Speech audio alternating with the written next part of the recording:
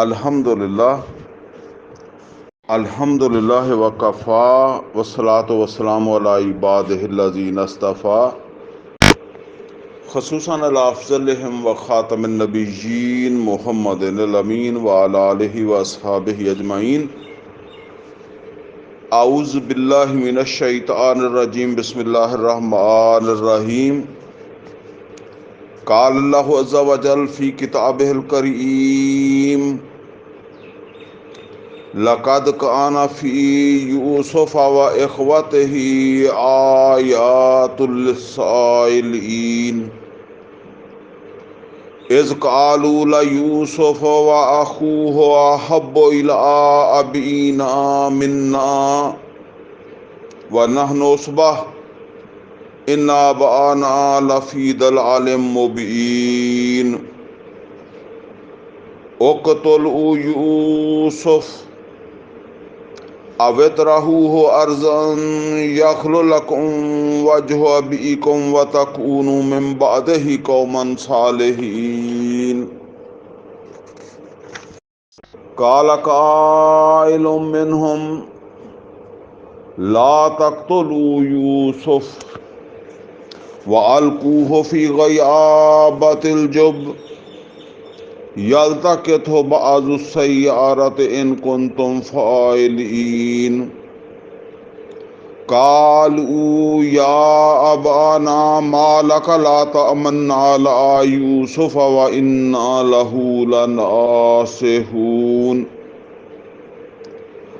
Ursula معنا غدا یرتع ویلعب وانا لہ لحافظون۔ قال انی لیحزننی ان تذهبوا به واخاف ان یأکلہ الذئب وانتم عنہ غافلون۔ قالوا لئن اکلہ الذئب ونحن عصبہ انا اذا لخاسرون۔ فلما ذهبوا به واجمعوا ان يجعلوه في غيابة الجب واوحينا اليه لتنبئنهم بامرهم هذا وهم لا يشعرون۔ وجاءوا اباهم عشاء يبكون قالوا یا ابانا انا ذهبنا نستبق وترکنا یوسف عند متاعنا فاکلہ الذئب وما انت بمؤمن لنا ولو كنا صادقین۔ وجاءوا الأقمص بدم كذب قال بل سولت لكم أنفسكم أمرا فصبر جميل والله المستعان على ما تصفون۔ وجاءت سيارة فأرسلوا واردهم فأدلى دلوه قال يا بشرى هذا غلام وأسروه بضاعة واللہ علیم بما یعملون۔ واشروہ بثمن بخس دراہم معدودہ وکانوا فیہ من الزاہدین۔ صدق اللہ العلی العظیم۔ رب اشرح لی صدری ویسر لی امری واحلل عقدۃ من لسانی یفقہوا قولی۔ اللہم ارنا الحق حقا وارزقنا اتباعہ وارنا الباطل باطلا وارزقنا اجتنابہ، آمین یا رب العالمین۔ عزیز دوستو، اس وقت میں نے سورہ یوسف کی آیت نمبر 7 سے لے کر آیت نمبر 20 تک جو آیات ہیں ان کی تلاوت کی ہے۔ سورہ یوسف کا یہ ہمارا دوسرا درس ہے۔ پہلا درس جو ہے وہ پہلی 6 آیات کے اوپر جو وہ مشتمل تھا۔ پہلے درس کے اندر دو چیزیں ہم نے جو ہے وہ سمجھی تھی. ایک یہ کہ نبی کریم صلی اللہ علیہ وسلم نے جو دعوت کا آغاز فرمایا، یعنی دعوت توحید کا، تو یہ جو توحید کی چوٹ تھی یہ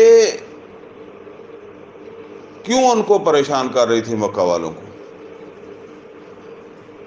یہ اصل کے اندر جو ایک نظام تھا عرب میں، چونکہ اس کی بنیاد جو ہے وہ مذہب پر تھی، مشرکانہ، وہ جو انہوں نے بنا لیا تھا ایک اپنا مذہب، یعنی یہ تبدیلی کی گئی تھی ابراہیم اور اسماعیل علیہ الصلوۃ والسلام کے دین میں.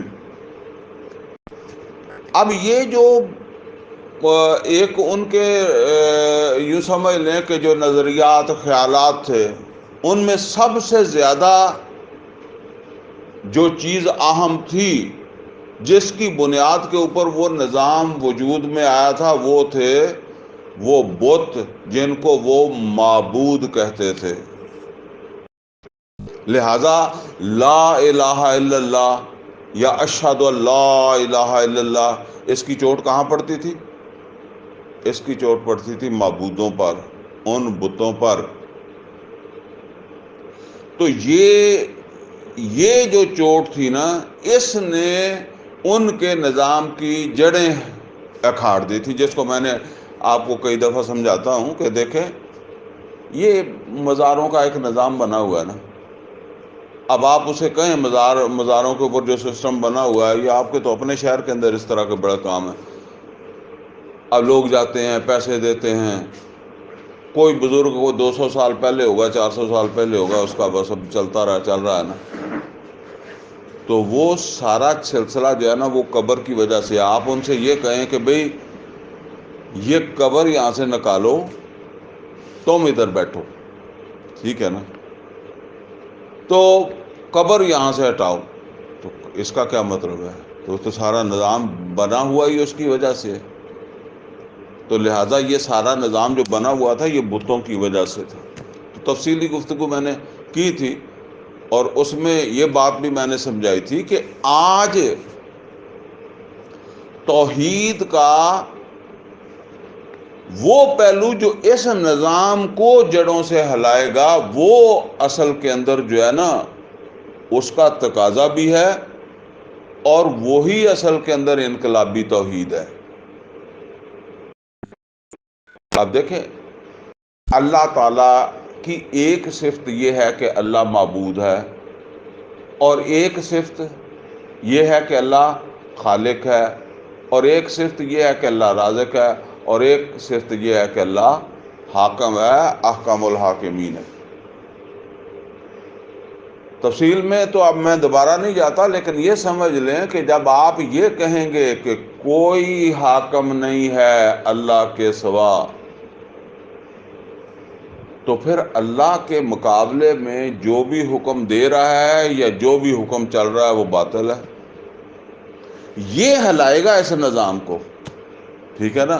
اس ملک میں پاکستان میں آپ جتنا مرضی جو ہے وہ اونچی آواز میں کہے اشہد ان لا الہ الا اللہ واشہد ان محمدًا عبدہ ورسولہ، اور یہ سمجھ لیں یہ بھی توحید ہے، اشہد ان لا الہ الا اللہ واشہد ان محمدًا عبدہ ورسولہ، ٹھیک ہے. اور یہ بھی توحید ہی ہے، ان الحکم الا للہ، یہ بھی توحید ہے. اس وقت وہاں کا جو نظام تھا وہ مذہب کی بنیاد کے اوپر جب وہ تھا. تو ایک یہ پہلو تھا جس کو ہم نے ڈسکس کیا تھا. یہ تھی وہ آفت یا مصیبت مکہ والوں کے حساب سے، جو وہ سمجھتے تھے کہ یہ کلمہ بغاوت جو محمد اور رسول اللہ صلی اللہ علیہ وسلم ادا کر رہے ہیں یہ تو ہمارا نظام تباہ کر دے گا. اور دوسرا ہم نے یوسف علیہ السلام کے خواب کے حوالے سے جو ہے وہ سمجھا تھا کہ یوسف علیہ السلام کو ایک خواب آیا تھا اور اس خواب کی تعبیر ان کے والد یعنی یعقوب علیہ السلام نے بتائی تھی۔ اب جو آج کا ہمارا درس ہے نا، یہ تو پچھلے درس کے حوالے سے گفتگو ہوئی، آج کا ہمارا یہ جو درس ہے اس کا جو موضوع میں نے متعین کیا ہے نا وہ ہے تقدیر الہی اور یوسف علیہ السلام کی مصر روانگی۔ اچھا، موضوع کے اوپر آپ جب ذرا تھوڑا غور کریں گے تو یہ جو ایک انداز ہے نا روانگی، خاص طور پر یوسف علیہ السلام کے لیے، تو ہمیں تھوڑا سا عجیب بھی لگتا ہے، کیونکہ روانگی ہم کہتے ہیں اعزاز و اکرام کے ساتھ، جی حاجی صاحب کی روانگی ہے مکہ، ہاں، یا میرے بھائی کی روانگی ہے جو ہے نا وہ امریکہ، میں اسے چھوڑنے جا رہا ہوں، یہ اس انداز سے روانگی کا لفظ استعمال کرنا۔ تو یوسف علیہ السلام کو تو پھر جس طرح سے وہ لے کر جا رہے تھے تو جہاں جا کر انہوں نے اس کو ڈالا ہے وہ ابھی ہم پڑھ بھی لیں گے، تو وہ ایک عجیب سا لگتا ہے لفظ جو ہے وہ روانگی کا۔ تو یہ بات ذرا سمجھ لیں، بڑی اہم بات ہے، اور وہ بات کیا ہے؟ دیکھیں، جو کچھ بھی اللہ تعالیٰ نے پیدا فرمایا وہ ظاہر ہے سارا کچھ ہمارا علم اس کا محاطہ نہیں کر سکتا، ہم تو خیر اتنا علم بھی نہیں رکھتے۔ جو بڑے بڑے محقق سائنسدان جنہوں نے کوئی خلا کو تسخیر کیا یا خلا کے بارے میں جو ہے نا وہ ستاروں کے بارے میں جن کا علم ہے نا، وہ بھی بہت ہی محدود ہے۔ یہ کائنات یا جو کچھ اللہ کی تخلیق ہے اس میں بڑی وسعت ہے۔ اچھا، ہر جگہ اللہ کا حکم چلتا ہے، اللہ کی حکمرانی ہر جگہ چلتی ہے، اور اس کائنات کے اندر وہی کچھ ہوتا ہے جو اللہ چاہتا ہے، یعنی جو اللہ چاہتا ہے وہ ہوتا ہے، اور جو اللہ نہیں چاہتا وہ نہیں ہوتا، کسی جگہ بھی نہیں ہوتا، جو ہوتا ہے اسی کے حکم سے ہوتا ہے۔ وَمَا تَسْقُطُ مِن وَرَقَةٍ إِلَّا يَعْلَمُهَا، درخت سے پتہ بھی علیحدہ نہیں ہوتا، اس کو معلوم ہوتا ہے، اس کے علم کے اندر ہوتا ہے۔ اچھا،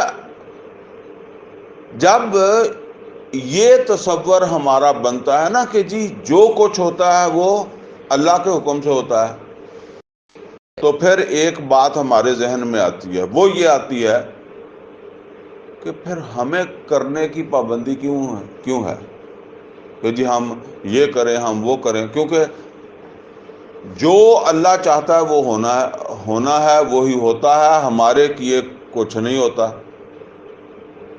تو یہ ایک اہم بات ہے، اس کو سمجھ لیں۔ دیکھیں، ایک ہے اللہ تعالیٰ کا ضابطہ انسانوں کے لیے، آپ کے اور میرے لیے، اس دنیا کے اندر ہمارے لیے امتحان کا ایک سلیبس اللہ تعالیٰ نے جو وہ مقرر کر دیا ہے۔ وہ کیا ہے؟ یا آپ سمجھ لیں کہ اس سے متعلق کوئی اصول اللہ نے مقرر کر دیے ہیں۔ وہ کیا ہے؟ اللہ تعالیٰ نے ہمیں کان دیے، آنکھیں دی، دل و دماغ دیا، زبان دی، اور ایک خاص قسم کا وجود دیا۔ پھر اللہ تعالیٰ کی طرف سے رہنمائی دی گئی، پیغمبر بھیجے گئے، اور ہمیں کس بات کا پابند بنایا کہ یہ جو تمہارے کان ہیں، تمہاری آنکھیں ہیں، تمہارا دل و دماغ ہے، اور یہ جو ہدایت تمہیں دی گئی ہے اللہ کی طرف سے، جو پیغمبروں نے تمہیں رستہ بتایا ہے، اس کی روشنی میں آگے بڑھو، یعنی اس کی روشنی میں آگے بڑھو۔ اس کی روشنی میں آگے بڑھنے کا مطلب یہ ہے کہ اس کے مطابق جو درست راستہ ہے، جو درست عمل ہے، وہ انجام دو، اور جو غلط ہے اس سے بچو، اسے ترک کر دو۔ اچھا، اب مسئلہ یہ ہے کہ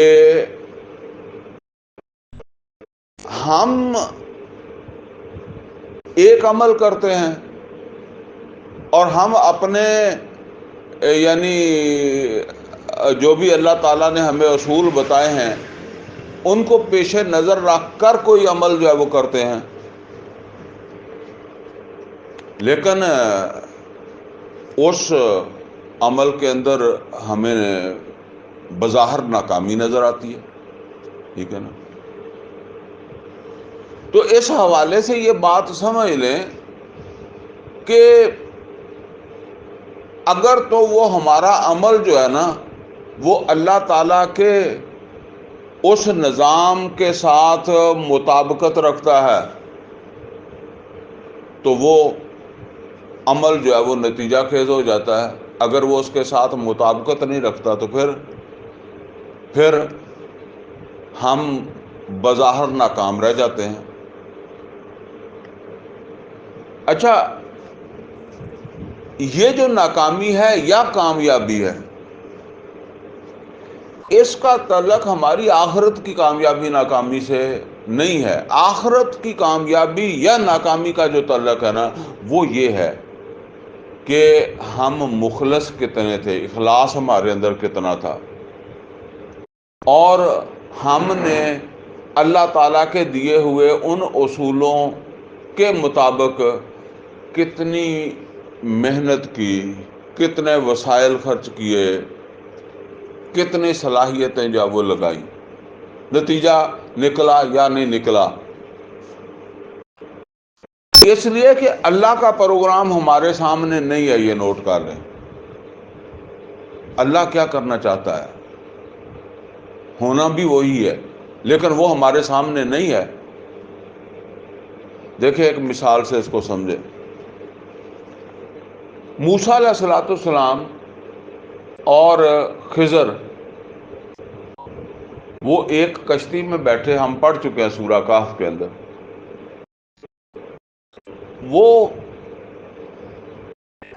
اب وہ جو خضر کا کام ہے نا، یا وہ جو بھی اللہ کا بندہ ہے اس کا جو کام ہے، وہ اللہ تعالیٰ کی وہ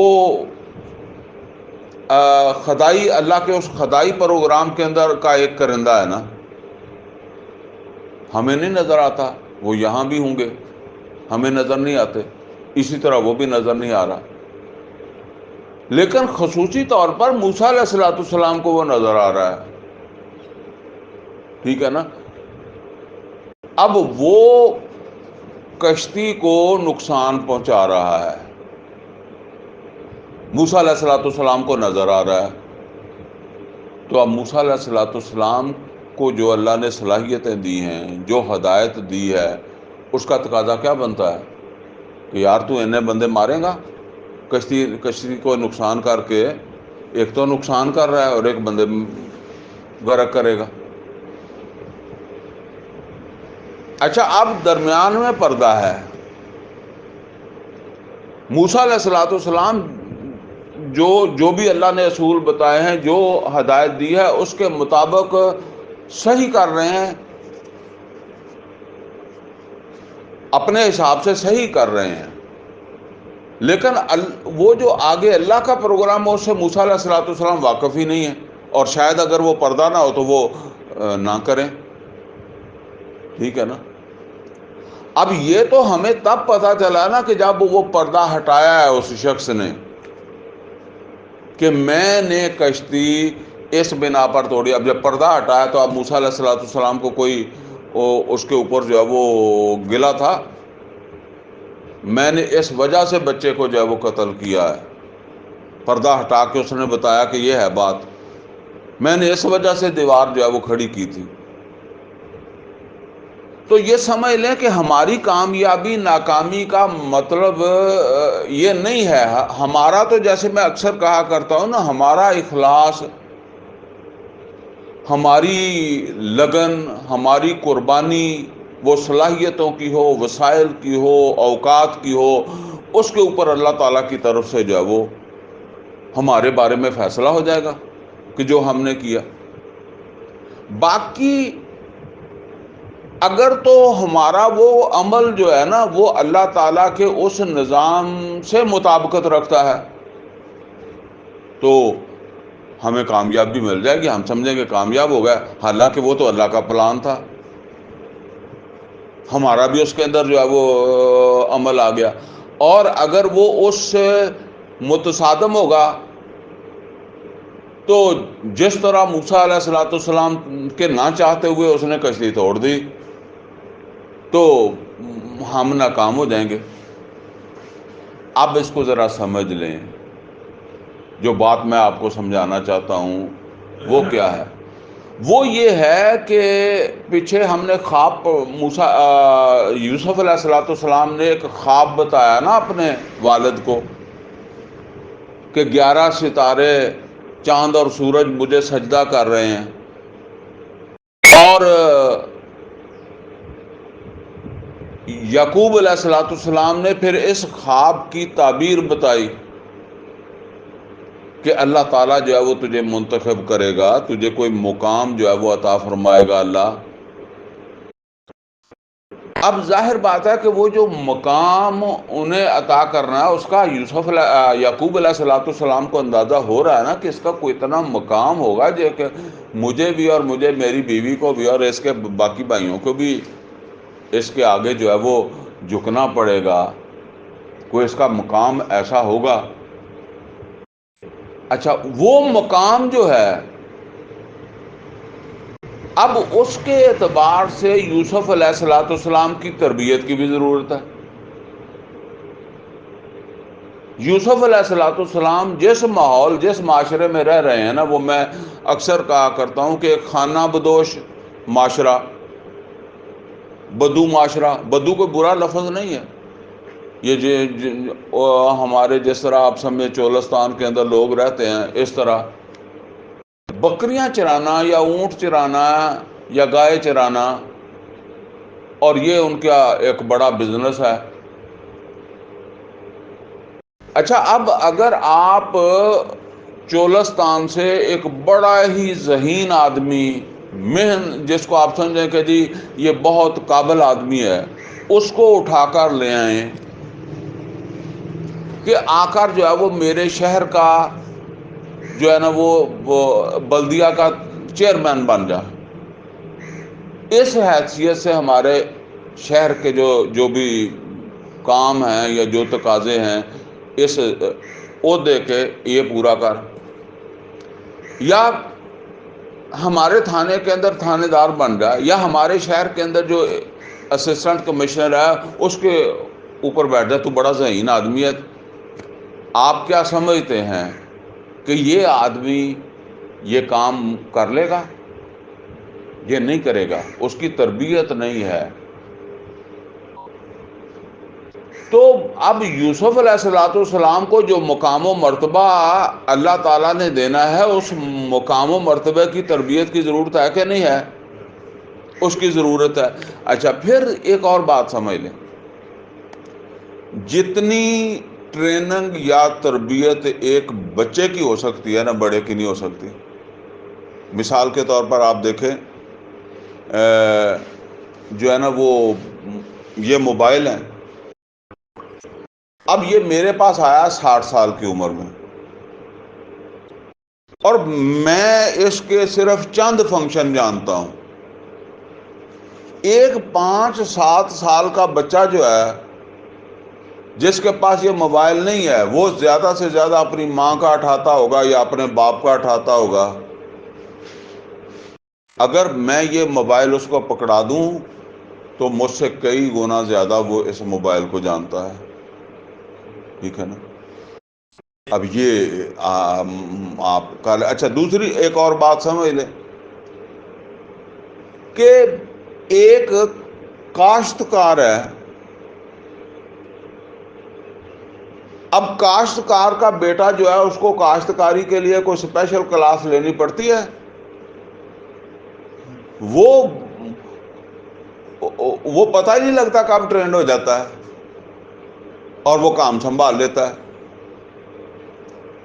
اسی طریقے سے اگر آپ ڈرائیور ہیں، آپ کے گھر میں گاڑی ہے، آپ کو پتہ ہی نہیں چلنا کب آپ کا بیٹا ڈرائیور بن گیا.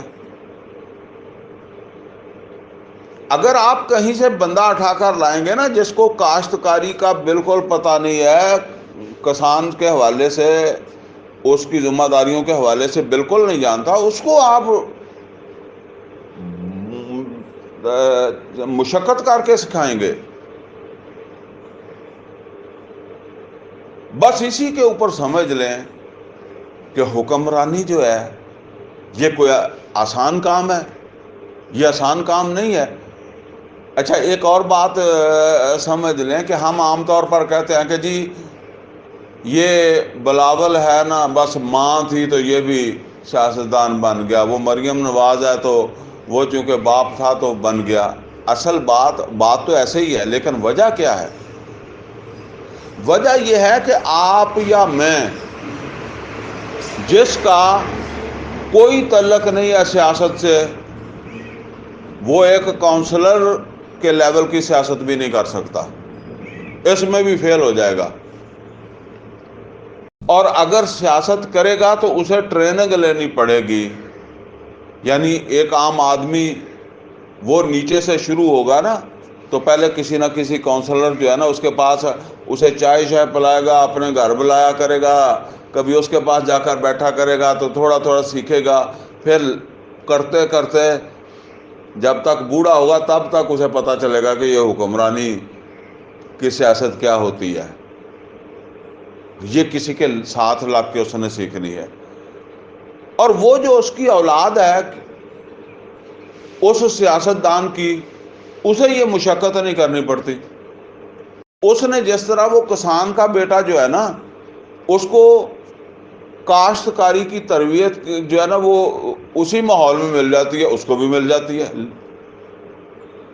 لہٰذا وہ اب آپ سمجھتے ہیں نا کہ گھر کے اندر جو ہے وہ ماحول ہی ایسا ہے، اگر کوئی بات ہونی ہے، کوئی میٹنگ ہونی ہے، کوئی باہر سے لوگ آئے ہیں، یہی گفتگو چل رہی ہے نا تو وہ سیکھ لیتا ہے. اب یوسف علیہ السلام کو کم سنی میں تربیت کے لیے اللہ تعالیٰ نے ایک ایسے مقام تک جو ہے وہ پہنچانا تھا جس گھر کا ماحول جو ہے وہ حکمرانی کا ماحول ہو. یعنی وہ اس لیول کا گھر ہو جس گھر کے اندر یوسف علیہ السلام کی ایز اے حکمران تربیت ہو سکے، انہیں حکمرانی کے طور طریقے جو ہے وہ جو پیچھے ہم نے پڑھا تھا تاویل الاحادیث، یہ وہ سیکھ سکے. اچھا اب آپ اس کو ذرا سمجھ لیں. اگر یعقوب علیہ السلام اپنے بچے کا ہاتھ پکڑتے اور مصر چلے جاتے، جا کے مصر کے بادشاہ کو کہتے یہ میرا بیٹا ہے، اس کو ذرا بادشاہی کی ٹریننگ دے دے، ہو سکتا تھا؟ کبھی نہیں ہو سکتا تھا، رکھنا ہی نہیں تھا.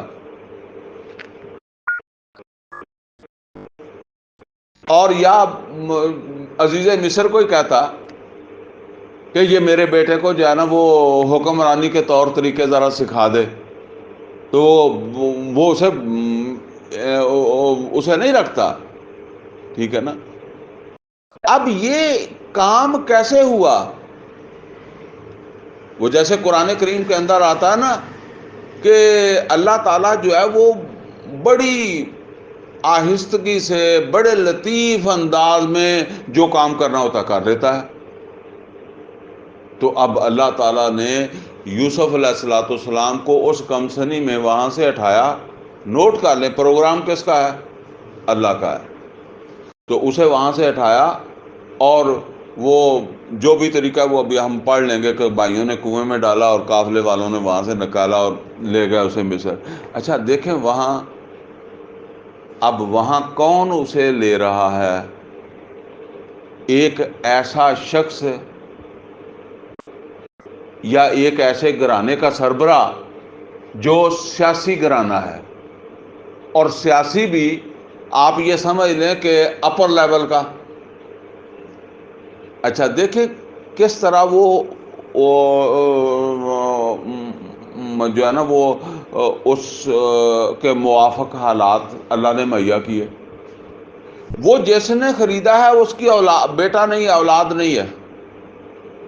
اچھا اگر اس کی اولاد ہوتی تو وہ جب دربار میں جاتا تھا تو وہ اپنے بیٹے کو لے کر جاتا، ٹھیک ہے نا؟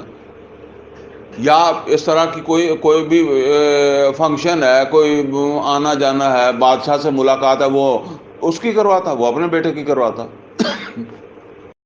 اچھا اب پھر اللہ تعالیٰ نے یوسف علیہ السلام کے اندر کوئی اٹریکشن بھی رکھی ہوئی تھی، ذہانت بھی رکھی ہوئی تھی، جس سے وہ متاثر بھی تھا۔ تو خود بخود کیا صورتحال بن رہی ہے کہ یوسف علیہ السلام بچپن سے ہی ایک تربیت ان کو عزیز مصر کے گھر میں مل رہی ہے، دوسری وہ جب دربار میں جاتا ہے تو وہ بھی ساتھ جاتے ہیں۔ میل ملاپ سارا دن کن کے ساتھ ہے؟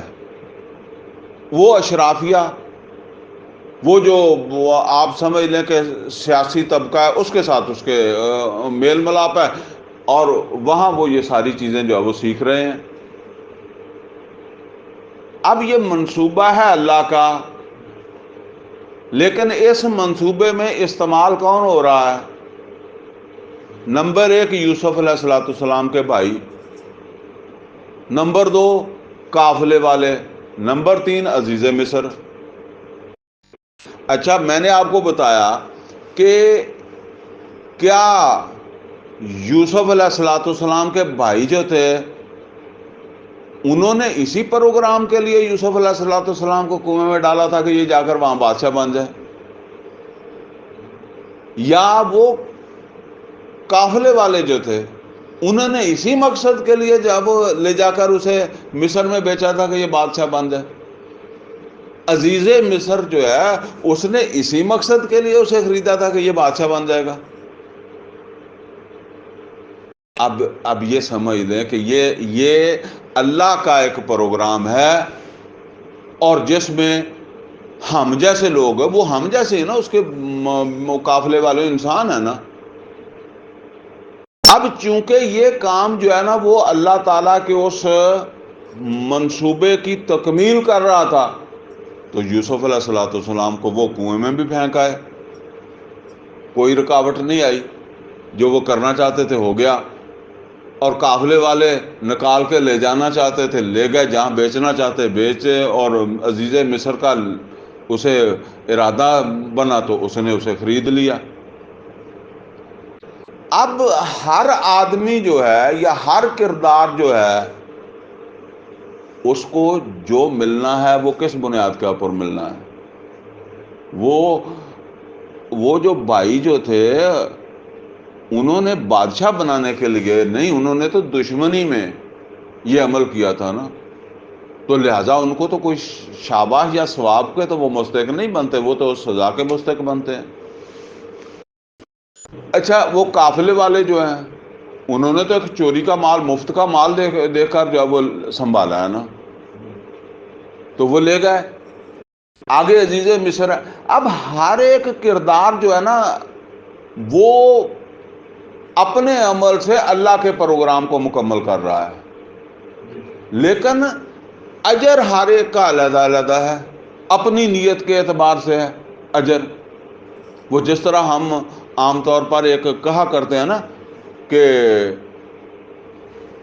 کبڑا جو ہے اس کو کسی نے لات ماری تو اس کا کب جو تھا وہ نکل گیا۔ اب مسئلہ یہ ہے کہ وہ اس نے لات اس کا کب نکالنے کے لیے ماری تھی یا اور زیادہ ڈالنے کے لیے، ٹھیک ہے نا، بس یہی بات ہے۔ تو اصل پروگرام اللہ کا ہے، اور جب ہمارا وہ عمل اچھا ہو برا ہو جیسا بھی ہو، وہ اگر اللہ تعالیٰ کے اس پروگرام کے اندر فٹ ہے تو وہ ہو جاتا ہے، اور جس وقت وہ فٹ نہیں ہوتا ہم ناکام ہو جاتے ہیں۔ ہمیں کس بات کی پابندی ہے؟ ہمیں وہی موسیٰ علیہ الصلوۃ والسلام والی پابندی ہے کہ تم دیکھو سمجھو سوچو تمہیں یہ کرنا چاہیے نہیں کرنا چاہیے۔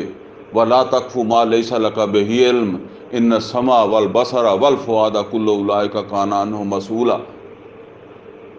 وہ قرآن کریم کے اندر بھی آیا نا، ما اصاب من مصیبت فی الارض ولا فی انفسکم الا فی کتاب من قبل ان نبرأها ان ذلک علی اللہ یسیر، یہ سورہ الحدید میں آیا۔ لکی لا تأسوا علی ما فاتکم ولا تفرحوا بما آتاکم، یہ اس لیے لکی لا تأسوا علی ما فاتکم، بہت زیادہ افسوس نہ کیا کرو جب تمہارا کوئی نقصان ہو جائے تو۔ تمہارا وہ نقصان اللہ کے اس پروگرام کے اندر جو ہے وہ اسی طرح ہی فٹ ہوتا تھا، نقصان کے ساتھ ہی فٹ ہوتا تھا، ٹھیک ہے۔ وَلَا تَفْرَحُوا بِمَا آتَاكُمْ، اور اگر تمہیں عطا بھی کر دیا جائے کچھ مل جائے تو بہت زیادہ اس کے اوپر خوش نہ ہوا کرو۔ اب دیکھیں ایک آدمی مر جاتا ہے، ٹھیک ہے، اب میں یہاں بیٹھا ہوں، آدمی کی ہر وقت کی کیفیت ایک جیسی نہیں ہوتی۔ بالفرض میری زندگی کا یہ لمحہ ایمان کے اعتبار سے کلائمیکس ہے، ٹھیک ہے، کیونکہ یہ بندے کے ساتھ اوپر نیچے ہوتا رہتا ہے ایمان والا معاملہ، تو عمل کے اعتبار سے ایمان کے اعتبار سے میں اس وقت چوٹی پر ہوں، اور اسی وقت فرشتہ آتا ہے، مجھے ہارٹ اٹیک ہوتا ہے، میں مر جاتا ہوں۔ یہ میرے لیے بہتر ہے یا نہیں میں گھر جا کے مرنا ہے؟ میرے لیے تو یہی بہتر ہے، کیونکہ ٹھیک ہے نا۔ اچھا میرے گھر والے کہیں گے یار ابا گھر آ جاتا، ہم بات کر لیتے، ہم پوچھ لیتے، کوئی وصیت ہی کر لیتا، کوئی نصیحت ہی کر لیتا، ٹھیک ہے نا۔ اب کیونکہ پردے کے پیچھے کسی کو بھی نہیں پتا کہ اس کے لیے تو یہ بہترین وقت تھا، ٹھیک ہے نا۔ تو لہٰذا جو ہے نا وہ فرمایا لِكَيْ لَا تَأْسَوْا عَلَىٰ مَا فَاتَكُمْ وَلَا تَفْرَحُوا بِمَا آتَاكُمْ۔ ہاں تمہارے اپنے اعتبار سے تمہیں کوئی خوشی بھی ہوتی ہے اور کوئی افسوس بھی ہوتا ہے تو اس حد تک تو ٹھیک ہے کر لیا کرو، ٹھیک ہے نا، کیونکہ وہ انسان کی ایک یوں سمجھ لیں کہ نفسیات ہے، اس کے اعتبار سے ایسا ہے۔ لیکن بہت زیادہ توجہ تمہاری اسی بات کے اوپر رہنی چاہیے کہ اصل میں اگر یہ نقصان بھی ہوگا تو یہ بھی اللہ تعالیٰ کے منصوبے میں، مجھے سمجھ نہیں آ رہی کیوں ہو گیا، یہ اللہ تعالیٰ کے منصوبے کے اندر ہے، اور اگر کوئی کامیابی ملی ہے تو یہ بھی اللہ تعالیٰ کے اس منصوبے کے اندر ہے۔ یہ لازمی نہیں ہے کہ مجھے کامیابی ملی ہے تو مجھے یہ کامیابی آخرت میں بھی کامیابی ہے، مجھے غلط کام میں بھی کامیابی مل سکتی ہے نا۔ یوسف علیہ الصلوۃ والسلام کے بھائیوں کو غلط مقصد میں کامیابی نہیں ملی، مقصد غلط ہے بھئی، وہ کوئی وہ کیا اسے کہتے ہیں خضر کی پارٹی تو نہیں تھی نا کہ بھئی سمجھ نہیں آئی، وہ تو ہماری پارٹی تھی نا، ان کا عمل تو ہمیں سمجھ آتا ہے نا، ان کا عمل تو غلط ہے، ہمارے حساب سے تو غلط ہے۔ تو اب یہ بات ہے، وہ جس کی ایک مثال بھی جو ہے وہ ڈاکٹر صاحب دیا کرتے تھے کہ کوئی آدمی جو ہے نا وہ جا رہا تھا اور اس نے بس بعض اوقات آدمی اکیلا بھی باتیں کرنے لگ جاتا ہے، کچھ زیادہ ہی اللہ کی طرف دھیان چلا گیا، تو وہ اونچی آواز میں یہ کہنے لگا جو اللہ چاہتا ہے وہی ہوتا ہے، جو اللہ چاہتا ہے وہی ہوتا ہے۔ اور جیسے یہ درس ابھی آپ نے سن لیا تو بندہ اس کا زیادہ ہی اثر ہو جائے تو پھر ایسے ہی کہے گا نا۔ تو ایسے ہی وہ کہتا جا رہا تھا، کوئی آدمی پیچھے تھا تو اس نے پتھر اٹھایا نیچے سے اور مارا اس کے سر میں، وہ آگے جا رہا ہے۔ اچھا ایک فطری بات ہے وہ اپنے دھیان میں جا رہا ہے، تو لازمی آدمی پیچھے مڑ کے دیکھے گا کس نے مارا، پیچھے کون، پیچھے وہی تھا جس نے مارا۔ تو جب اس نے اس کو مڑ کر دیکھا تو وہ کہنے لگا جو اللہ چاہتا ہے وہی ہوتا ہے، یعنی وہ جو اس کے الفاظ ہے، یعنی اللہ چاہتا تھا کہ یہ پتھر تیرے سر میں لگے تو لگ گیا، تو اب مجھے کیوں گھورتا ہے؟ اس نے کہا کہ یہ میں اب بھی کہتا ہوں کہ جو اللہ چاہتا ہے وہی ہوتا ہے۔ یہ پتھر یہ اللہ تعالیٰ کی تقویم میں، اللہ تعالیٰ کے اذن میں تھا مجھے لگنا، اور اس پتھر کے لگنے کا مجھے کوئی کیا فائدہ ہوا، کیا نقصان ہوا، وہ پردہ غیب میں ہے، مجھے نہیں معلوم کہ اس وقت اس کے یہ مجھے مطلب یہ ہے کہ مجھے کسی چیز پر تنبیہ کی گئی ہے یا مجھے کوئی اس کا نفع ہوا ہے، لیکن میں جو تجھے دیکھ رہا ہوں نا وہ یہ دیکھ رہا ہوں کہ یہ جو ہوا ہے یہ ہوا ہے اللہ کی مرضی سے، لیکن اس میں منہ کس کا کالا ہو گیا ہے، یعنی اس میں یہ عمل گلے کس کے پڑ گیا ہے۔ جس طرح پروگرام تو تھا اللہ کا یوسف علیہ السلام کو مصر لے جانے کا، لیکن گلے کس کے پڑ گیا؟ یوسف کے بھائیوں کے، ٹھیک ہے نا؟ یعنی غلط طریقے سے، غلط نیت سے ان کے اندر ایک حسد پیدا ہو گیا۔ تو اس نے کہا میں بس یہی دیکھتا ہوں کہ یہ اللہ تعالیٰ کا پلان تھا، اور اس میں برائی کون کما گیا ہے بس، ٹھیک ہے نا؟ تو نے تو پتھر مارا ہے، تجھے تو اس کی برائی ملنی ہے، باقی مجھے لگا ہے وہ اللہ کے حکم سے لگا ہے، اور اس میں میرا کیا فائدہ ہے، کیا حکمت ہے اللہ کی، یہ میں فی الحال نہیں سمجھا، ٹھیک ہے نا؟ وہ میری سمجھ میں نہیں آئی۔ تو یہی ہے اصل کے اندر، جب کوئی فوت ہو جاتا ہے تو پھر ٹھیک ہے ایک حد تک تو افسوس ہوتا ہے، پھر انا للہ و انا الیہ راجعون، اللہ کو پتہ ہوگا۔ ہم بعض اوقات کہتے ہیں جی چھوٹے چھوٹے بچے ہیں، اکیلا شوہر رہ گیا، اس طرح، اب ہمیں اس بات کا جو ہے وہ پتہ نہیں ہے کہ اس میں اللہ کی کیا حکمت تھی۔ تو بہرحال یہ سمجھ لیں جی، یہ ہے وہ چیز جس کی بڑی اہمیت ہے، اور یہ خاص طور پر میں آپ کو بین الاقوامی حالات میں، مثلا کشمیر کے اندر کیا ہو رہا ہے، فلسطین کے اندر کیا ہو رہا ہے، ہماری کیا ذمہ داری ہے؟ ہماری یہ ذمہ داری ہے کہ ہم فلسطینیوں کو بچانے کے لیے، دیکھیں ہم نے وہ پڑھا ہوا ہے، کئی دفعہ آپ نے حدیثیں سنی بھی ہوں گی کہ اسرائیل جو ہے نا وہ شام، عراق، سعودی عرب بھی مدینے تک قبضہ کر لے گا، یہ سنا ہے؟ تو یہ تو ہم نے سنا ہے کہ اب ہم بیٹھتے ہیں کہ جی یہ تو اس نے قبضہ کاری لینا، اور لگتا بھی یہی ہے، خبریں آ جاتی ہیں کہ وہ ابھی ملک صاحب بھی بتا رہے تھے اس نے نقصان کیا، لیکن اگر اس طرف دیکھیں ٹھیک ہے نقصان تو لڑائیوں میں ہوتا ہی ہے، لیکن جو نظر آتا ہے وہ تو اسے کوئی روکنے والا نہیں، ٹھیک ہے نا؟ اب اس میں ہمارا جو علم ہے یا ہمیں جو اللہ تعالیٰ نے رہنمائی دی ہے، جو صلاحیت دی ہے، اس کے مطابق یہ ہے کہ جو درست ہے ہم اس سمت جو ہے وہ آگے بڑھیں، ہونا ہماری مرضی سے نہیں، ہونا وہی جو اللہ تعالیٰ کی مرضی ہے، ٹھیک ہے؟ تو ظاہر ہے اگر اللہ نے اس کو ایک عروج دینا ہے تو ہمیں شکست ہوگی تو اسے عروج ملے گا نا، نقصان ہوگا تو اسے عروج ملے گا، لیکن آپ نے نقصان کو ویلکم نہیں کہنا ہے، ٹھیک ہے نا؟ آپ نے اپنی طرف سے جو ہے وہ خود مرنے کے لیے تیار نہیں ہونا ہے،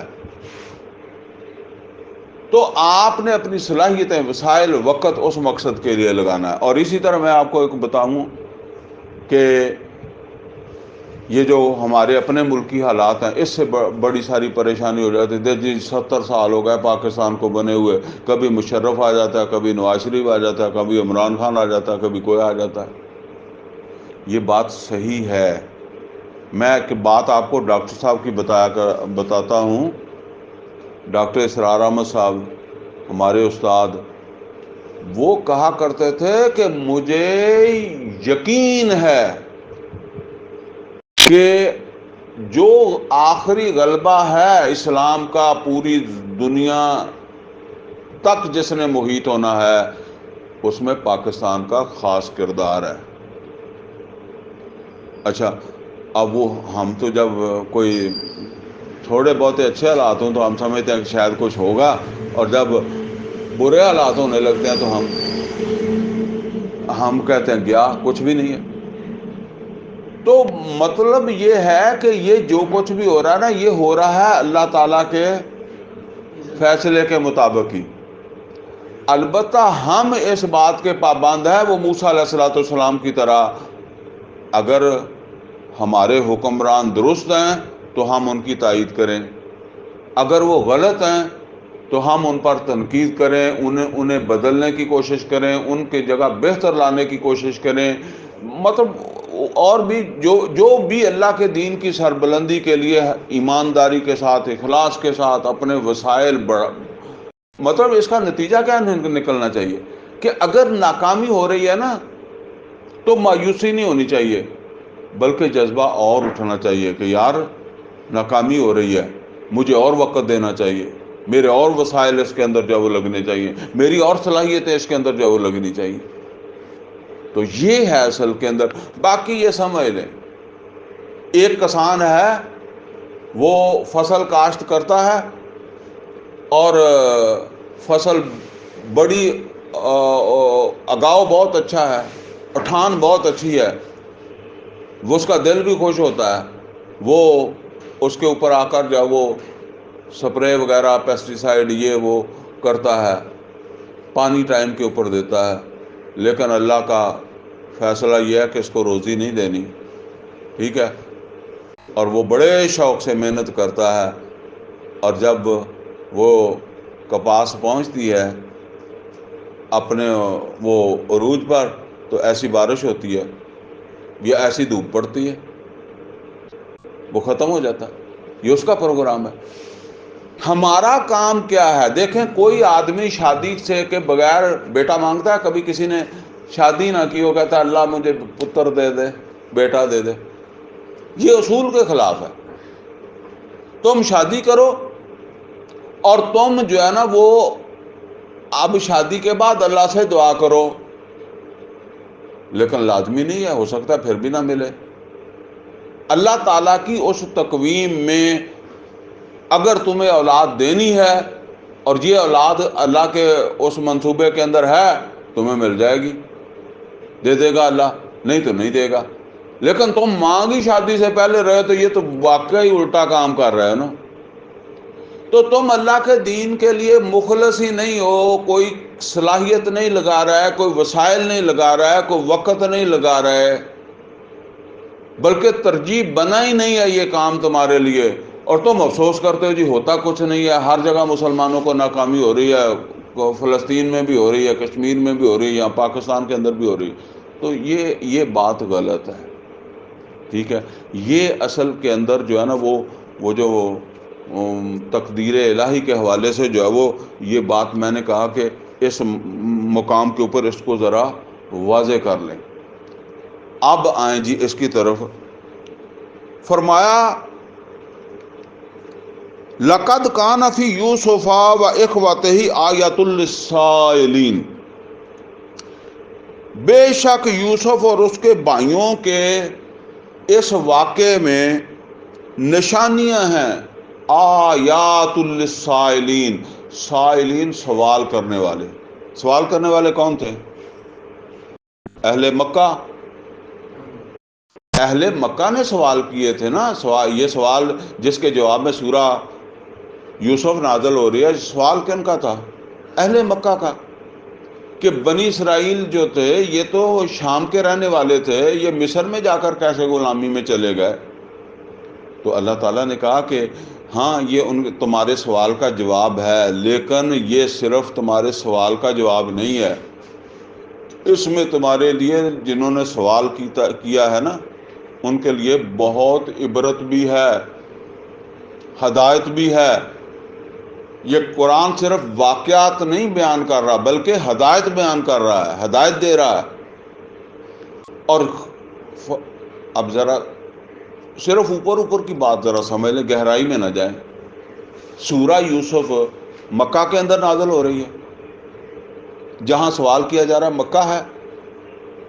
تو اب سورہ یوسف جب نازل ہوئی ہے تو اس میں کیا بتایا گیا ہے کہ یوسف سے دشمنی کون کر رہے تھے؟ اس کے بھائی، اور دشمنی میں انہوں نے اس کو جا پھینکا وہاں. اور پھر جب ان کی دوبارہ ملاقات ہوئی تو یوسف کس مقام پر تھے؟ تو اینڈ جب ہوا تو وہ جھکے ہوئے تھے کس کے آگے؟ اسی کے جس کو انہوں نے کنویں میں پھینکا تھا. اس کو سجدہ کر رہے تھے نا، بلکہ وہی نہیں کر رہے تھے، اس کے ماں باپ بھی کر رہے تھے. وہ آگے واقعہ آ جائے گا.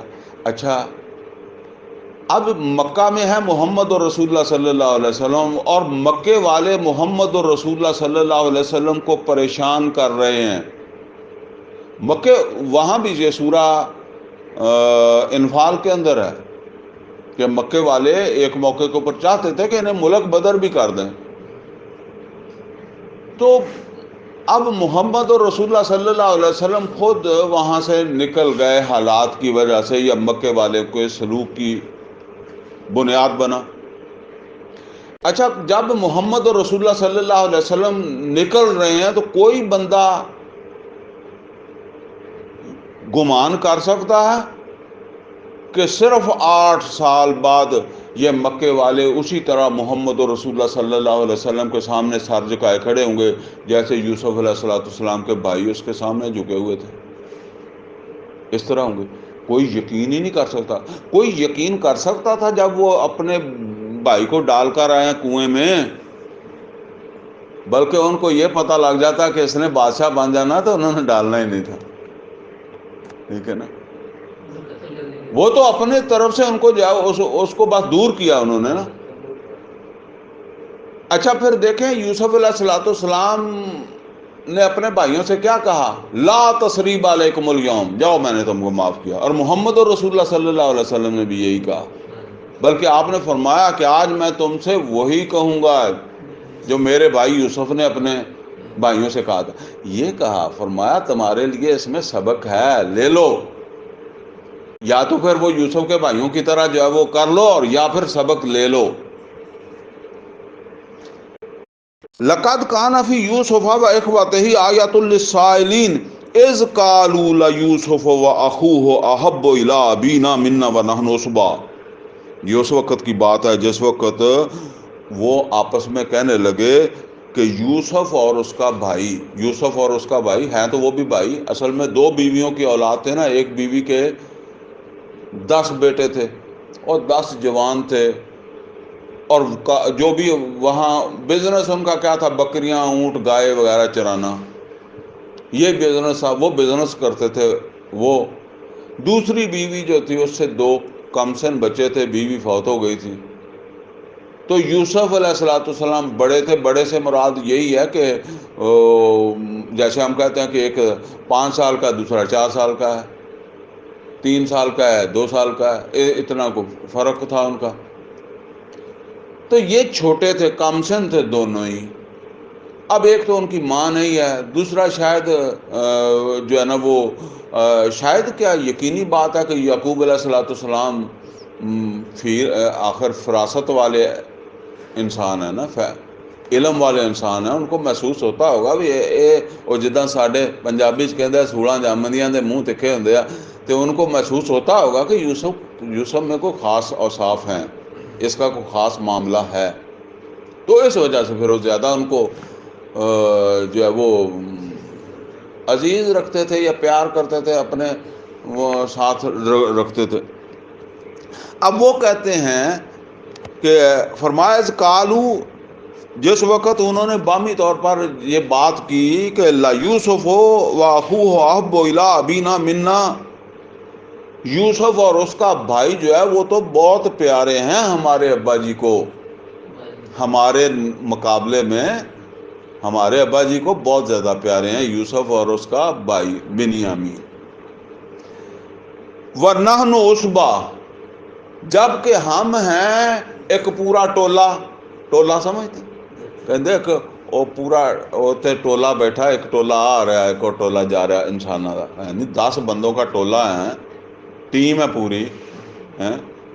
تو نحن عصبہ، یعنی ہم اس پوری ٹیم کے اندر، اس پورے ٹولے میں کوئی جو ہے نا وہ باپ کی نظر پہ جو ہے نا وہ مقام نہیں پا رہا جو وہ پا رہے ہیں۔ ان ابانا لفی ضلال مبین،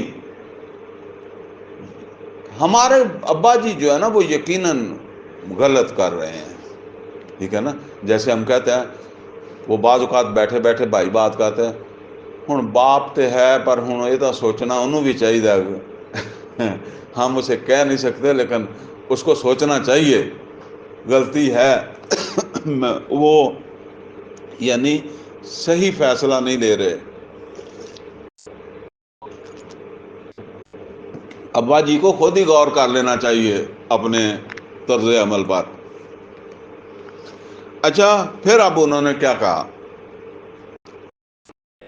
انہوں نے پھر آگے بات چلائی کہ بھئی یہ تو، اب یہاں دیکھیں ایک ایک جملے میں بات آ رہی ہے، کافی ٹائم انہوں نے آبزرو کیا ہوگا نا، پھر وہ ڈسکشن بھی ہوتی رہی ہوگی نا، پھر آہستہ آہستہ کس نتیجے پر پہنچے، اقتلوا یوسف، یہ بات وہاں تب بھی جو ہے نا وہ ختم ہوگی، یوسف کو قتل ہی کر دو، اوت راہو ارزن، یا پھر کسی ویران جگہ دور کی جگہ کے اندر جو وہ پھینک آؤ، یخلو لکم وجہ ابیکم، تاکہ تمہارے باپ کا چہرہ خالی ہو جائے۔ مطلب یہ ہے کہ جیسے ہم کہتے ہیں نا کہ آنکھوں کے سامنے ہے نا،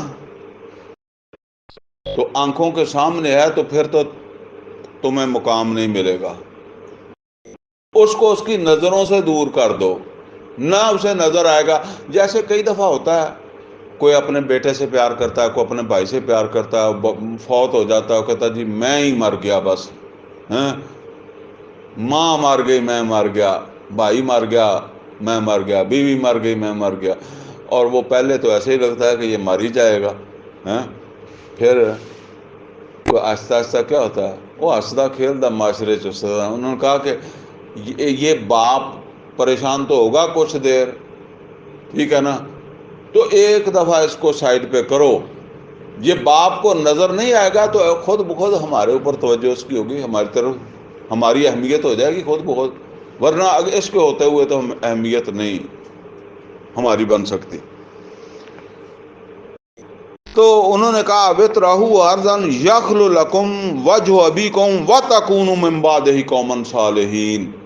اچھا یہاں یہ بات دیکھیں کہ یہ ہم تو عام طور پر جس وقت اس واقعے کو پڑھتے ہیں نا تو ہم ایسے پڑھتے ہیں جیسے وہ فلم دیکھتے ہیں نا، ایک ولن ہوتا ہے ایک ہیرو ہوتا ہے، تو ہمارے ذہن میں بھی یوسف علیہ السلام کے بھائی ولن بن جاتے ہیں، یوسف علیہ السلام ہیرو بن جاتے ہیں، تو ایسی بات نہیں ہے۔ دیکھیں ان کو یہ سمجھ بھی آ رہی ہے کہ یہ غلط کام ہے، یہ برا کام ہے، ٹھیک ہے نا۔ اور سب سے پہلے آپ کو پتا کہ جو نیک آدمی ہوتا ہے نا اس کو اپنے اندر ایک جنگ لڑنی پڑتی ہے، جتنا جتنا آپ کے اندر جو ہے وہ شرافت ہے، ٹھیک ہے نا، مطلب شرافت ہے، اخلاق ہے، ایمان ہے، اتنا آپ کو پہلے جنگ کہاں لڑنی پڑتی ہے؟ اندر، اپنے نفس کے ساتھ جنگ لڑنی پڑتی ہے آپ کے اس ایمان کو۔ پھر تگڑا نفس ہوگا تو پھر وہ نفس غالب آ جائے گا، ورنہ پھر وہ ایمان یا اخلاص غالب آ گیا تو آپ رک جائیں گے، بس ایسے ہی ہوتا ہے۔ وہ سورہ مائدہ میں آتا ہے نا کہ وہ جب حابیل اور قابیل کا واقعہ ہے، اب وہاں وہ دو بھائیوں نے قربانی کی، ایک کی قبول ہوئی ایک کی نہیں ہوئی، تو وہ کہتا ہے کہ اب یہی حسد اسی بات سے پیدا ہو گیا۔ وہ تو خام خواہ لوگوں نے بنا لیا نا کہ جی عورت کا مسئلہ تھا، یہ مسئلہ قرآن تو یہ کہتا ہے کہ وہ انہوں نے قربانی کی تھی۔ اچھا آپ دیکھیں کہ یہ حسد کہاں تک پہنچا اور کتنی دیر تک اس کے دل میں چلتا رہا، ٹھیک ہے نا۔ تو قرآن کریم میں الفاظ ہیں فتوات لہو انفسہو قتل اخی، فتوات لہو راضی کر لیا اس کو، نفس ہو اس کے نفس نے، کہ قتل کر دے اپنے بھائی کو، فقاتلا تو اس نے قتل کر دیا پھر اپنے بھائی کو۔ پہلے اپنے نفس کے ساتھ جنگ میں وہ ہارا ہے، اب یہ بھائی بھی پہلے اپنے نفس کے ساتھ جنگ ہارے ہیں۔ اچھا، وہ نفس نے ان کو کیا سمجھایا؟ جیسے ہم کہتے ہیں کہ بس میری مجبوری بن گیا تھا، ٹھیک ہے، اب اس کے علاوہ میرے پاس کوئی حل نہیں تھا، ٹھیک ہے، اب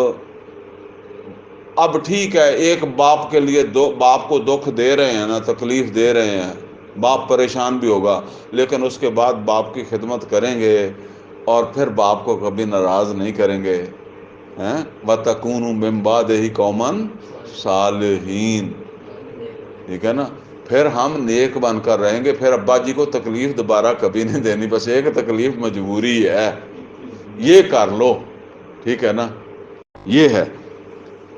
قَالَ قَائِلٌ مِّنْهُمْ، اب دیکھیں وہ 10 بندوں میں ایک بندہ ایسا بھی ہے جو قتل نہیں کرنا چاہتا، یہ بڑا بھائی ہے سب سے بڑا، اس کا نام تھا یہودا اور یہودی اسی سے بنے ہیں۔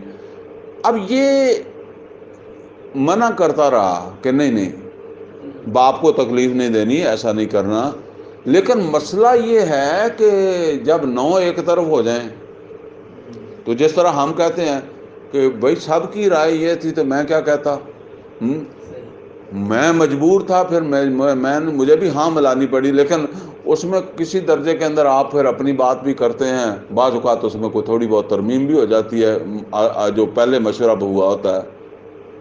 تو اس نے کہا کہ قتل نہ کرو۔ قال قائل منہم، کہنے لگا ان میں سے ایک کہنے والا، لا تقتلوا یوسف، قتل نہ کرو یوسف کو، ہمارا بھائی ہے، پھر بھی باپ کا بیٹا ہے، ہمارا خون ہے، قتل نہ کرو۔ وَأَلْقُوهُ فِي غَيَابَتِ الْجُبِّ، اور وہ ان کو اس کو مشورہ دے رہا ہے کہ اس کو نا کسی ایسے کنویں میں ڈال دو، غیابت مطلب جو قافلوں کے رستے کے اوپر قافلے چلتے تھے نا، تو ظاہر پانی وغیرہ کے مسائل ہوتے تھے، تو کوئی لوگ اللہ والے کھدوا دیتے ہیں وہ کنویں شوئیں، تاکہ آنے جانے والے لوگ جو ہے وہ پانی پی لیں۔ تو وہ یہ کنویں اس ہمارے علاقے میں تو نہیں ہیں، لیکن میں نے سائی وال کے علاقے میں دیکھے ہیں بڑے بڑے کنویں گہرے بھی، تو کھیتوں کو خراب کرتے تھے وہ، پانی شانی وہاں نہیں تھا اس زمانے میں، شاید اب بھی ہے نہیں ہے، اچھا نیچے کا پانی اچھا ہے، تو وہ کنویں ہوتے تھے، اب ٹیوب ویل لگ گئے ہیں، بہرحال یہ فرق تو پڑا۔ تو وہ جب وہ جسے ہم کہتے ہیں نا اسارنا، کنواں اسارنا، تو وہ جب بناتے تھے تو پھر جس طرح ہماری دیواروں کے اندر پرانے گھروں میں، پرانی تعمیرات میں وہ کھڈے سے آڑے سے بھی بنے ہوتے تھے نا، تو اس طرح وہ کنویں کے اندر بھی، یعنی اس کی وہ تعمیر کے اندر بھی مستریوں نے بنائے ہوتے تھے بڑے بڑے۔ تو وہ شاید میں نے وہ دیکھے ہیں، لیکن پتہ نہیں ہونا تھا ان کا مقصد کیا ہوتا تھا، شاید میرے خیال میں نیچے آتے جاتے سامان وغیرہ بھی رستے میں ٹکا لیتے تھے، رکھ لیتے تھے، وہ اس طرح کی معاملات ہوں گے ان کے۔ تو اس میں بندہ بھی جو ہے وہ بیٹھ سکتا ہے، بچہ تو خیر بچہ آسانی کے ساتھ بیٹھ سکتا ہے۔ تو وہ اس طرح کی وہ کنویں کے اندر جگہ، مطلب یہ نہیں کہ عام سمجھتے ہیں شاید پانی میں، نہیں، پانی نے اس نے کہا نہیں وہاں ٹکا کے آؤ، اس جگہ اس کو جب رکھ کے آؤ، قتل نہ کرو۔ یلتقط بعضہ السیارہ، کوئی قافلے والے لے جائیں گا، کوئی قافلے والے آئیں گے، مطلب ظاہر ہے رستہ ہے تو آ جائے گا کوئی قافلہ، قافلے کنویں کے پاس رکتے ہی ہیں، کسی نہ کسی جانور کو پیاس لگے گی، بندے کو لگے گی، کنویں کے پاس آئیں گے تو نکال لیں گے۔ ان کنتم فاعلین، اگر تم کرنا ہی چاہتے ہو تو، یعنی اول تو وہی مشورہ ہے کہ نہ کرو، لیکن اگر جیسے ہم کہتے ہیں کہ اگر نہیں ٹلنا تو پھر مارو نہیں، ایسے کر لو، اور ایسی جگہ بھی نہ چھوڑ کے آؤ جہاں کوئی اسے جنگل میں کھا جائے، بالکل یعنی جان بچ جائے، اتنا اس کا خیال تھا کہ چلے کم از کم یہ تو ہونا، ہمارے پاس نہیں ہوگا، کہیں زندہ رہے گا۔ کالو، اب منصوبہ بن گیا بھی چلو ٹھیک ہے، یہی تجویز جو ہے نا فائنل ہو گئی ہے کہ اسے کنویں میں ڈالنا ہے۔ تو اب باپ سے یوسف کو لے کے بھی آنا ہے۔ تو اب آئے باپ کے پاس، کالو یا ابانا ما لک لا تأمنا علی یوسف وإنا لہ لناصحون۔ تو وہ کہنے لگے ابا جی کیا بات ہے، آپ ہمارا اعتبار ہی نہیں کرتے یوسف کے بارے میں، آپ وہ پنجابی میں کہتے ہیں وسا ہی نہیں کھاندے ساڈا، یوسف دا وسا ہی نہیں کھاندے، ساڈے تے بھی نہیں کھاندے، بھروسہ ہی نہیں کرتے ہمارے بارے میں۔ وَإِنَّا لَهُ لَنَاصِحُونَ، ہم یقیناً اس کے بھلائی چاہیں گے، یعنی ہم اس کا کوئی برا تو نہیں چاہیں گے، اس کا کوئی نقصان نہیں چاہیں گے، یا اس کی کوئی تنگی نہیں چاہیں گے کہ اس کو لے جائیں وہاں، اسے کوئی پیاس لگ جائے، بچہ ہے، ہم خیال رکھیں گے، ہم اس کی تکلیف دینے والے نہیں ہیں، اس کی تکلیف پسند کرنے والے نہیں ہیں۔ اور آگے کیا ہے، ارسلہ معنا غدا یرتع ویلعب، اب جانے دیں اسے صبح ہمارے ساتھ، باہر جانا ہے نا، اونٹ چرانے، بکریاں چرانے، پھرنے ٹرنے ہیں، تو وہ بزنس ہے نا، تو اسے بھی ہمارے ساتھ جو ہے وہ جانے دیں۔ کوئی بھاگے دوڑے باہر کی دنیا دیکھے، جیسے کہتے ہیں اندر ہی ہر وقت رہتا ہے، بڑا بھی تو ہونا ہے، باہر بھی تو جانا ہے، باپ دادا کا جو بزنس ہے یہ بھی تو پھر آگے کرنا ہی ہے نا، تو جائے گا تو سیکھے گا۔ ہم نے کون سا گھر میں بیٹھ بیٹھ کے سیکھا ہے، ہم بھی تو ایسے ہی جاتے ہی تھے نا۔ تو اب وہ اسے کہتے ہیں کہ ارسلوا معنا غدا، کل اسے ہمارے ساتھ بھیجیں، یرتع ویلعب وإنا لہ لحافظون، اور یقیناً ہم اس کی حفاظت کریں گے۔ اسے مطلب یہ ہے کہ یہاں یہ لازمی نہیں ہے کہ وہ کہتے ہیں مطلب اس کی پیاس کا بھی خیال رکھیں گے، اس کے کوئی بھوک کا بھی، ویسے اوپر آیا بھی ہے کہ یہ ہمارے ساتھ جائے گا، کچھ کھائے پیے گا بھی، کھائے پیے گا کیا، جو اس علاقے میں بیریاں ہوتی تھی، ہمارے علاقے میں یہی فروٹ ایک زمانے میں ہوتا تھا، یا کوئی ویرانے میں کوئی چبڑ وغیرہ، ٹھیک ہے، اسی طرح انہوں نے کہا جب گھومے پھرے گا تو اس طرح کے پھل فروٹ بھی کھائے گا ہمارے ساتھ، باقی کون سے باغ تھے جہاں انہوں نے جا کر اس کو لے جانا تھا، تو ہم خیال رکھیں گے کوئی پیاس پیوس اس طرح کی اس کو پریشانی نہیں آنے دیں گے، آپ بھیجیں اسے ہمارے ساتھ۔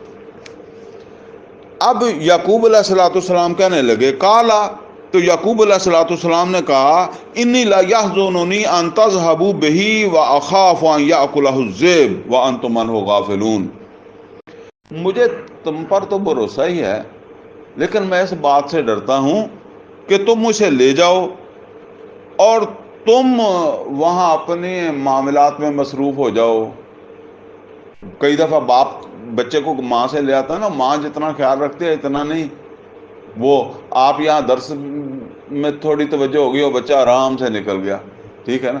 تو مطلب یہ ہے کہ میں یہ کہتا ہوں کہ تمہاری توجہ نہ رہے، دھیان نہ رہے، تم اپنے معاملات میں لگ جاؤ، تو اس کو کوئی بھیڑیا آ کے کھا جائے، تو میں اس وجہ سے اس کو نہیں جانے دے رہا۔ کالو، تو وہ کہنے لگے، لئن اکلہ الذئب ونحن عصبہ، اس کو کھا جائے بھیڑیا اور ہم ہے پورا ٹولہ، پوری ٹیم، انا اذا لخاسرون، تو وہ جیسے ہم کہتے ہیں پھر ساڈا جمنا کادا ہے، تو ہم تو پھر نکمے ہوئے، بیکار ہی ہیں، پھر 10 کے 10 ہی بیکار ہیں، کسی کام کے نہ ہوئے اگر یہ ہو گیا تو۔ اس طرح پھر انہوں نے یعقوب علیہ الصلوۃ والسلام کو لاجواب کر دیا کہ بھئی وہ بھیجے۔ فلما ذهبوا به، جب وہ اسے اپنے ساتھ لے آئے، وَأَجْمَعُوا أَن يَجْعَلُوهُ فِي غَيَابَتِ الْجُبِّ، اور وہ اس پر تو متفق تھے کہ اسے ڈالیں گے کنویں کے اندر ہی، وہ کھڈے میں ہی یا آڑے میں ہی، تاک کہہ لیں، اس میں ڈالیں گے۔ آؤ، پھر انہوں نے ڈال دیا لے کر۔ وَأَوْحَيْنَا إِلَيْهِ، تو اللہ تعالیٰ فرماتا ہے کہ ہم نے اس کی جانب الہام کیا، اس کے دل میں یہ بات ڈالی، اس کی جانب وحی کی، وہی الہام، کیونکہ ابھی وہ پیغمبری والے مقام پر تو نہیں پہنچے نا، تو ان کے دل میں یہ بات ڈالی، جو بات ڈالی ہے وہ ذرا دیکھیں۔ اللہ تعالیٰ کہتا ہے کہ ہم نے ان کے اس کے یوسف علیہ السلام کے دل میں یہ بات ڈالی، لا تنبئنہم بامرہم، لازمن تو ان کے اس کام پر متنبع کرے گا۔ یہ متنبع تو بڑا مہذب جائز لفظ ہے، جس طرح ہم کہتے ہیں نا کہ وقت آیا تو پھر میں تینوں دساں گا، پھر میں تیرا منہ پناں گا، وقت آیا تھا، ٹھیک ہے نا، ابھی وقت نہیں ہے۔ اللہ کہتا ہے کہ وقت آئے گا جب تو ان کا یہ عمل ان کے منہ پر مارے گا، ٹھیک ہے۔ اور وقت کی آئے گا، وقت لازمن آئے گا، لا تنبئنہم لازمن تو ایسا وقت آئے گا کہ تو ان کو متنبع کرے گا بامرہم، ان کے اس کام سے، بامرہم ھذا وہم لا یشعرون، ان کو تو یہ احساس بھی نہیں ہوگا کہ جسے ہم نے کنویں میں پھینکا تھا، جان چھڑائی تھی، وہ کس مقام پر پہنچا ہوا ہے۔ تو انہیں تو یہ سوچ بھی نہیں آئے گی کہ کس حال میں تیری ان کے ساتھ ملاقات ہوگی۔ اب دیکھیں نا، یہ ہے اللہ کا تو پروگرام، اسے بادشاہی تک لے جانے کا ہے۔ وَجَاءُوا أَبَاهُمْ عِشَاءً يَبْكُونَ، آئے وہ رات گئے اپنے باپ کے پاس روتے ہوئے۔ اب رات گئے، پھر ایک تو یہ بھی بتانا تھا نا کہ جی ہم نے بھیڑیے کو تو کافی ڈھونڈا، اس وجہ سے بھی دیر ہو گئی۔ دوسرا یہ بھی ہے کہ رات اس وقت بجلی نہیں ہوتی تھی نا، تو جھوٹ بھی بولنا ہے باپ کے ساتھ کہ اسے کھا گیا بھیڑیا۔ تو اب ایک فہم و فراست والا بندہ آنکھوں میں آنکھیں ڈال کر، پھر وہ بھی تو کوئی ایسے نہیں ہیں، وہ بھی ان کو بھی شرم تو آتی ہی ہوگی نا کہ یار اب باپ کے ساتھ کو منہ کیسے دکھانا ہے، تو رونا بھی ہے کوئی جھوٹ موٹ کا تھوڑا بہت، تو وہ پھر وہ اندھیرے میں ہی ٹھیک ہے۔ تو وَجَاءُوا أَبَاهُمْ عِشَاءً يَبْكُونَ، آئے اپنے باپ کے پاس وہ رات کو جو ہے وہ روتے دھوتے، قالوا، تو کہنے لگے، یا ابانا، اے ابا جی، انا ذهبنا نستبق، ہم لگ گئے دوڑ کے مقابلے میں۔ مقابلے میں تو پھر تیز کون دوڑتا ہے، آگے کون نکلتا ہے؟ ایک آگے نکلا، دوسرا اس سے آگے نکلنے کے چکر میں۔ وَتَرَكْنَا يُوسُفَ عِندَ مَتَاعِنَا فَأَكَلَهُ الذِّئْبُ، تو ہم نے چھوڑا تھا یوسف کو اپنے سامان کے پاس۔ وہ کبھی آپ نے دیکھا ہوگا بچے کھیلتے وقت اپنی قمیض اتار کے، جوتے اتار کے، وہ ایک چھوٹے بچے کو پکڑا دیتا ہے، میں ذرا کھیل لواں، پھر تو وہ اس طرح ہم نے تو اس سامان کے پاس بٹھایا تھا اس کو، ہم لگ گئے دوڑنے۔ فَأَكَلَهُ الذِّئْبُ، بگیاڑ آیا، وہی جو یوسف علیہ السلام نے کہا تھا کہ مجھے ڈر ہے کہ تم اپنے کاموں میں لگ جاؤ، تو ان کو بھی شاید اسی سے ایک آئیڈیا بن گیا، بھیا گل تو بن دی ہے، ابے نو اس طرح یقین آئے گا بھی کیونکہ وہ خود بھی یہی سمجھتا ہے۔ تو انہوں نے کہا کہ ہوا بھی وہی جس کا اندیشہ تھا، اور ہم قریب تھے نہیں۔ تو فَأَكَلَهُ الذِّئْبُ، کھا گیا پیچھے آ کر بھیڑیا۔ وَمَا أَنْتَ بِمُؤْمِنٍ لَنَا وَلَوْ كُنَّا صَادِقِينَ، آپ ہماری بات کا اعتبار تو نہیں کریں گے اگرچہ ہم کتنا ہی سچے ہوں، کتنا ہی سچ بول رہے ہوں۔ اب یہ وہ جیسے جھوٹا آدمی کہتے ہیں بہت زیادہ پھر قسمیں کھاتا ہے، کیونکہ اس کو یہ ہوتا ہے کہ مانتا نہیں ہے۔ اور یعقوب علیہ السلام کو یہ یقین بھی تھا کہ یوسف مر نہیں سکتا، اسے بھیڑیا نہیں کھایا۔ کیوں؟ وہ اس خواب کو بھی تو سن چکے تھے نا کہ یوسف کا تو وہ مقام ہے کہ میں نے بھی اسے سجدہ کرنا ہے تو یہ کہتے ہیں کہ اسے بھیڑیا کھا گیا، تو یہ بات نہیں ہے، بات کوئی اور ہے۔ تو وَجَاءُوا عَلَىٰ قَمِيصِهِ بِدَمٍ كَذِبٍ، تو وہ لے آئے اس کی، اب یہاں یہ جو ابھی ہم نے پڑھا ہے نا، تو اب یہ دیکھیں یہ کوئی عام لوگ نہیں ہے، پیغمبر کی اولاد ہے، فہم و فراست والے لوگ ہیں، بعد میں انہوں نے گورنریاں کی ہیں مصر جا کر، بڑے بڑے عہدے لیے ہیں انہوں نے۔ تو اب جو ہے نا وہ آئے، وَجَاءُوا عَلَىٰ قَمِيصِهِ بِدَمٍ كَذِبٍ، وہ آئے جو ہے نا وہ اس کی قمیض بھی لے کر آئے جس کے اوپر جھوٹ موٹ کا خون بھی لگا ہوا تھا، یوسف کی قمیض بھی لے آئے جس کے اوپر خون لگا ہوا تھا، بھی بھیڑیے نے کھادے دا کوئی ثبوت بھی دے دیے۔ کالا، تو یعقوب علیہ السلام کہنے لگے بل سولت لکم انفسکم امرا، نہیں، جیسے کہتے ہیں نا، بلکہ ایسے ہے کہ ایک مشکل کام تمہارے نفس نے تمہارے لیے آسان بنا دیا. یعنی یوسف کا میرا تعلق جو تھا نا وہ تمہارے لیے ایک مشکل چیز تھی، برداشت سے، مطلب یہی ہو سکتا ہے، یعنی تمہاری یہ برداشت سے باہر ہوا، اب تم نے اس کا کوئی حل ڈھونڈا ہے. ایک مشکل کام، بھائی کو آنکھوں سے دور کرنا، پتہ نہیں کہاں پھینک کے آ گئے ہو، کیا تم نے اس کے ساتھ کیا ہے، بات تو یہی تھی، لیکن یہ کس نے آسان بنا دی؟ تمہارے نفس نے. بل سولت لکم انفسکم امرا، بلکہ ایک مشکل کام تمہارے نفس نے تمہارے لیے آسان بنا دیا، ورنہ نفس کے ساتھ جنگ لڑ کے جو ہے نا وہ تمہارا وہ جو بھی سمجھ دیں جو ایمان تھا وہ ہارا ہے، تو آسانی کے ساتھ نہیں ہارا، لیکن بہرحال نفس جیت گیا. فصبر جمیل، تو پھر صبر ہی بہتر ہے. اب مطلب یہ ہے کہ 10 آدمی ہیں، 10 کی ایک رائے ہے کہ بھیڑیا کھا گیا اور ہم سچ کہہ رہے ہیں. یہ الفاظ خود بتاتے ہیں، کوئی ایک دفعہ نہیں آ کے انہوں نے کہا، کافی گفتگو ہوئی ہوگی، تو تبھی انہوں نے کہا نا کہ جی آپ ہم جتنا سچ بولیں آپ مانیں گے تو نہیں.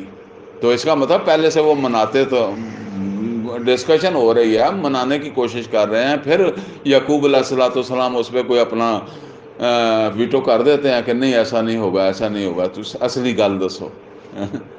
تو آخر اینڈ انہوں نے کہا چلو میں صبر کرتا ہوں، کیونکہ تم سب کا ایک ہی جو موقف ہے. تو ویسے بھی وہ پھر بوڑھے تھے، باپ جب بوڑھا ہو جاتا ہے تو بچے جوان ہو جاتے ہیں، پھر ماننا بھی پڑتا ہے. واللہ المستعان علی ما تصفون، دیکھیں ہر ایک میں بات آ رہی ہے، واللہ المستعان، تو میں اللہ سے اپیل کرتا ہوں کس بات پر؟ علی ما تصفون، جو تم بیان کرتے ہو، یعنی بنا کر بیان کر رہے ہو، ایسی نہیں ہے بات کچھ اور ہے اور گھڑ کر تم کچھ اور بتا رہے ہو. لیکن میں اسے تسلیم کر لیتا ہوں یا صبر کر لیتا ہوں، لیکن اللہ سے میں اپیل کرتا ہوں کہ اللہ تعالیٰ اس میں جو سچائی ہے یا جو بھی خیر ہے، جیسے کہتے ہیں، کہ اس کو سامنے لے آئے. وجاءت سیارۃ فارسلوا واردہم، تو آیا ایک قافلہ اور انہوں نے بھیجا اپنے پانی بھرنے والے کو، ایک آدمی کو بھیجا، کیونکہ پہلے جا کر دیکھیں گے نا پانی میٹھا ہے، پھیکا ہے بھی، یا کنواں ہی خالی ہے، تو پھر وہ باقی قافلے کو کہتا ہے کہ جی پڑاؤ کر لو، بیٹھ جاؤ، سانس لے دو، دوپہر کا ٹائم ہے، رات کا ٹائم ہے، کسی پانی والی کے پاس ہی ٹھہرنا نا، تو کس جانوروں نے پینا، انسانوں نے پینا. تو انہوں نے پہلے اس کو بھیجا، اس نے جا کے ڈول ڈالا، بھی پانی شانی چیک کرتے ہیں. تو وہ جب ڈول کھینچا تو اسی میں بیٹھ گیا. یوسف علیہ السلام بھی وہ جب اوپر آیا تو اس نے کہا کہ فعدلا دلوا، تو اس نے وہ ڈالا ڈول، قال یا بشرا ھذا غلام، تو اس نے پیچھے وہ قافلے والے جو انتظار کر رہے تھے کہ پانی کی اطلاع یہ دے گا کہ پانی ہے، میٹھا ہے، ٹھہرنے والا ہے، نہیں ٹھہرنے والا، تو اس نے کہا او بھائی خوشخبری، یہاں تو ایک لڑکا بھی مل گیا، یہ لڑکا بھی مل گیا ایک، یا بشرا ھذا غلام واسروہ بضاعہ، تو انہوں نے اسے سنبھال لیا سامان کی طرح. مطلب وہ سامان تھا نا ان کے پاس تجارت کا، جو انہوں نے وہاں جا کر بیچنا تھا، تو انہوں نے اس کی بھی اس طرح سنبھالا کہ چلیں اس کو بھی بیچ لیں گے، یعنی یہ بھی ایک سودا ہی ہے. کہتے نہیں میرا یار سودا فلانی واسطے آ رہا ہے، اسی پہ آپ سمجھے نا کہ انہوں نے کہا چلو اس سودے کی طرح سنبھال لیا کہ چلو اس سے بھی کوئی چار آنے مل ہی جان گے. واللہ علیم بما یعملون، اور اللہ تعالیٰ کے وہ سب علم میں تھا جو وہ کر رہے تھے. یعنی اب دیکھیں وہ اسے سامان سمجھ رہے ہیں، اللہ کے وہ منصوبے میں اس کا وہاں جانا ہے، اور اللہ کا منصوبہ جو ہے وہ تو اسے بادشاہی تک پہنچانے کا ہے. وہ ان کی نظر صرف وہ چار آنے پر ہی ہے کہ جو مل جائیں گے. کچھ اس کی قیمت، وہ تو اس کے لیے لے کر گئے ہیں نا. تو مطلب یہ ہے کہ منصوبے کی تکمیل اللہ تعالیٰ کی نظر کے سامنے ہو رہی ہے. وَاشْرَوْهُ بِثَمَنٍ بَخْسٍ دَرَاهِمَ مَعْدُودَةٍ، تو بیچ دیا انہوں نے اس کو جو ہے نا وہ تھوڑے سے پیسوں کے عوض ہی. وہاں گئے تھوڑے سے پیسوں کے عوض بیچ دیا. ایک تو یہ بات ہے کہ آپ نے اگر خریدی ہو کوئی چیز تو پھر آپ بھاؤ تاؤ بھی کرتے ہیں، جی اتنے کی تو میری خرید ہے، میں نے اتنے کا نہیں بیچنا، مفت کا مال ہے تو جتنے مل گئے اس کے. دوسرا یہ بھی ہے کہ وہ غیر ملک ہے. یہ تو ہو سکتا ہے قافلے والے جو ہے وہ وہاں کنان وغیرہ کے کسی علاقے کا ہوں گے تو وہ جو ہے نا وہ اب وہ وہاں ان کو یہ بھی ڈر تھا کہ کوئی اس کے مالک ہی نہ آ جائیں تو یہاں ہمارے اوپر کوئی چوری کا یا اغوا کا کوئی کیس ہی نہ بن جائے دوسرے ملک میں، پریشانی میں ہاتھوں کڈو اسی ساڈا ہمارے تو پاس اس کی کوئی غلامی کے کاغذات تو نہیں ہے نا کہ یہ ہمارا غلام ہے تو بیچ دو. تو انہوں نے بیچ دیا اسے تھوڑے ہی پیسوں میں. وَكَانُوا فِيهِ مِنَ الزَّاهِدِينَ، اور اس بارے میں انہوں نے زیادہ تگو نہیں کی کہ یہاں سے قیمت لگوا لیتے ہیں وہاں قیمت لگوا لیتے ہیں. کہتے ہیں نا کہ دو چون بندیاں کو مول لوا لینا سگا، تو ایسا انہوں نے نہیں کیا. بس جتنے لگے اتنے میں انہوں نے اسے جو وہ بیچ دیا. تو الحمدللہ جی 20 آیات ہم نے پڑھ لی ہیں، تو آگے انشاءاللہ اگلے درس میں پڑھیں گے. اقول قولی ھذا واستغفر لی ولکم ولسائر المسلمین والمسلمات.